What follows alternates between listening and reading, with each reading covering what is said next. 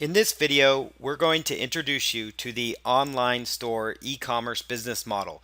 And this training is called WP Online Store because we're going to show you step by step how to set up your very own e-commerce website where you're selling physical products just like Zappos.com or Amazon.com using WordPress. And so it's a very powerful software, as you know, WordPress is, and you can actually use a tool called WooCommerce to turn it into an e-commerce store.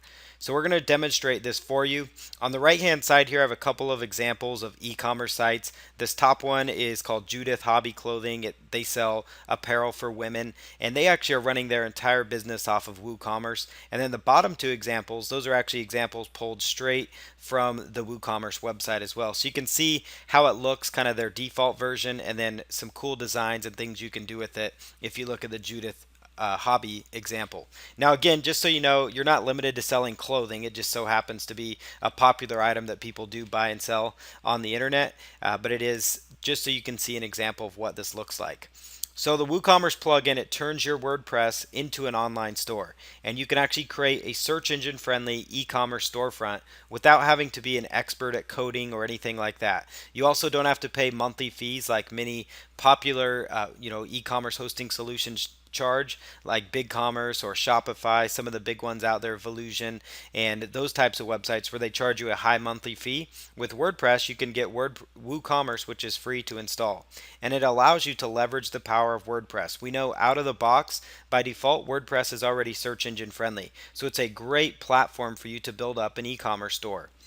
The model that we're going to be talking about mainly is the drop shipping model, and that's where you can actually set up your store and get inventory for products without having to actually store the inventory at your home, in your garage, in your apartment, or in a big warehouse. You can actually sell products on the internet via drop shipping, meaning once somebody orders the product, then it gets shipped out to your customer. So the customer orders the product from your website, you keep the profits, and then you end up your outsourcer or the person that you are sourcing the products from, the supplier that is actually doing the drop shipping for you, they would ship the item with your business name on the packaging. So, for example, you buy an item for $50 and the cost of that item is $35.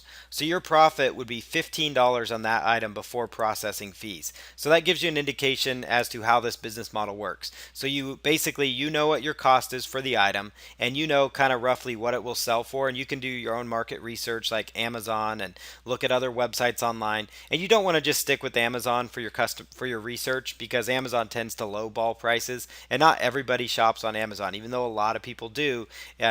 Should not discourage you because there's a pile of websites out there making a lot of money. So that's in a nutshell is kind of what the drop shipping business model is all about, though. Supplier then would actually ship the product for you after you contact them. And usually it's just a matter of a simple email to them. And once you really get going, there's more sophisticated ways to do it where you could automate different software systems to automatically send an email once an order takes place. But if you're just starting out and building up your e-commerce store like in a weekend or in a very short time, then this is a good way to start out. You could just simply find a dropship supplier that will do drop shipping, do some research on them and the products they carry, and then you would just send an email to them every time an order is placed.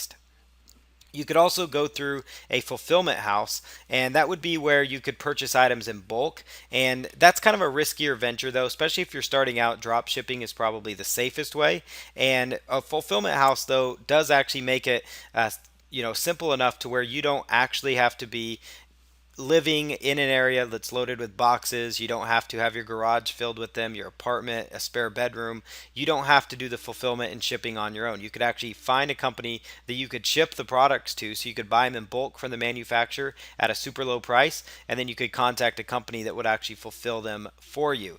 And buying inventory in bulk will actually make your cost even less, which means your profit per sale are much higher. But then again, you also have the risk of sitting on that inventory as well. So that's something to keep in mind. If you're starting out, I would not advise fulfillment right away. Another idea is you could just store the inventory in your house, but that's complicated, it's messy, and it takes more work because you're having to run to the post office all the time. And that's why we're going to kind of stick with the drop shipping business model for this, because this is meant for those of you that are starting out, want to start your own e-commerce store that you can sell and build up your own asset. So ways that you can process payments right away. PayPal is a great method, and then Stripe is another one. They actually accept credit cards.